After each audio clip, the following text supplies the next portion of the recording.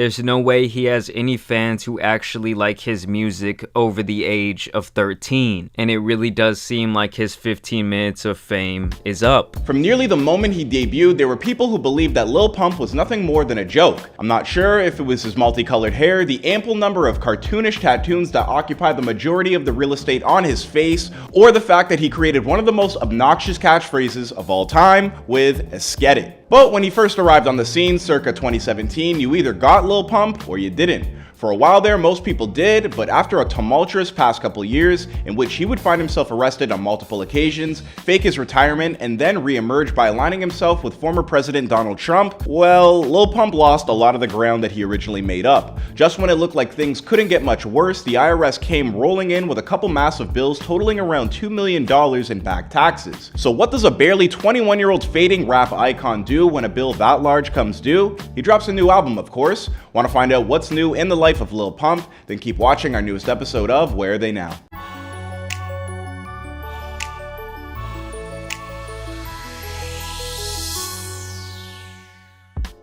Lil Pump was born Gazi Garcia on August 17, 2000 in Miami, Florida. His parents immigrated to the US from Colombia but would divorce around the time that Pump turned 6 years old.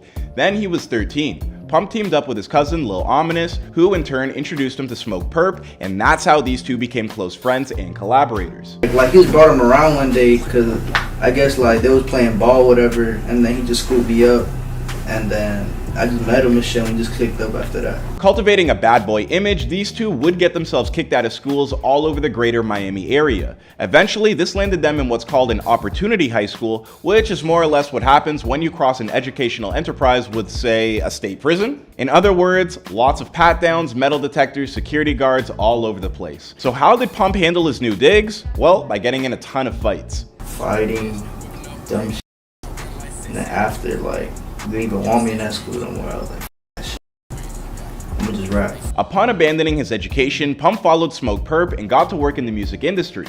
Shortly after, Smokepurpp produced a new beat. He asked Pump to rap over top of it, and the single was released on SoundCloud in 2016 under the simple title of Lil Pump. Further SoundCloud work would follow with titles like Elementary, Ignorant, and Drumstick, each of which would rack up over 3 million streams. By the following year, Pump was dropping two of his biggest tracks ever, D Rose and Boss, which would lead to his very first music video. Shot by Lyrical Lemonade, the music video to D Rose would help facilitate a deal between Lil Pump and the folks over at Warner Bros. Records just 2 short months prior to Lil Pump turning 17 years old. The following month, Pump was poised to unveil his debut album, but that date came and went with no new release. Instead, Pump would wind up dropping his biggest hit of all time, the single Gucci Gang.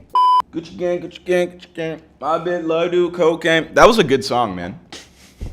The music video to that song would not only go on to cross the 1 billion view mark over on YouTube, it would also unofficially bolster the sales of the Gucci brand all around the globe and make Lil Pump just about as famous as he was ever going to get in the process.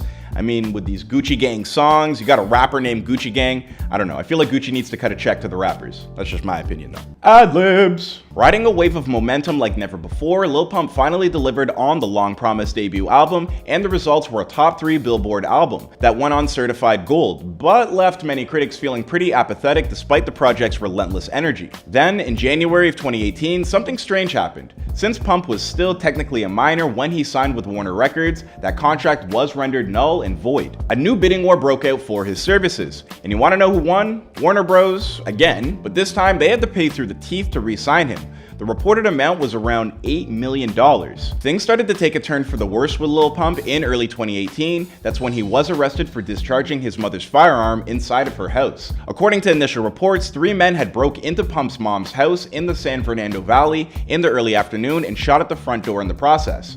But when police arrived to investigate, they determined that the shots had actually come from inside the house. We traced the call. It's coming from inside the house. You hear me? It's coming from inside the house. Later that summer, Pump's impending world tour would be thrown into upheaval and outright canceled after he was arrested again, this time in Miami for driving without a license. At the time, Pump insinuated that he had to spend some time behind bars for the violation, but only a couple weeks later he'd appear on Saturday Night Live beside Kanye West, dressed like, well, I mean, there's no other way to say this, he was dressed like a water bottle. For reasons Honestly, I have no earthly idea why. It's Kanye and Lil Pump. I mean, what is there more to say? When asked if he had served any time for his recent arrest, Pump's manager insinuated that he had, but refused to go into details. And still, Pump's big year wasn't over yet, because in December of 2018, he'd get arrested yet again, this time in the country of Denmark. This time, he was detained for possession of marijuana and fined $800 and asked never to return to Denmark for the next 2 years.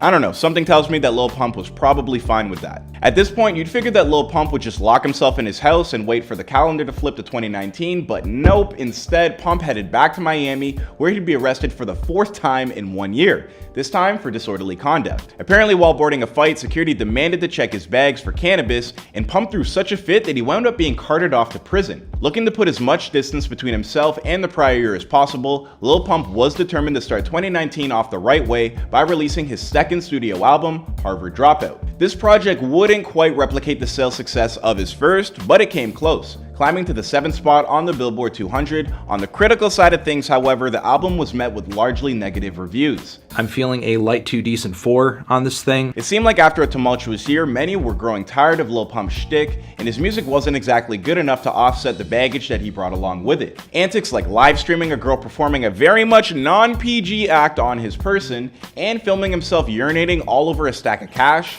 suddenly lost his charm.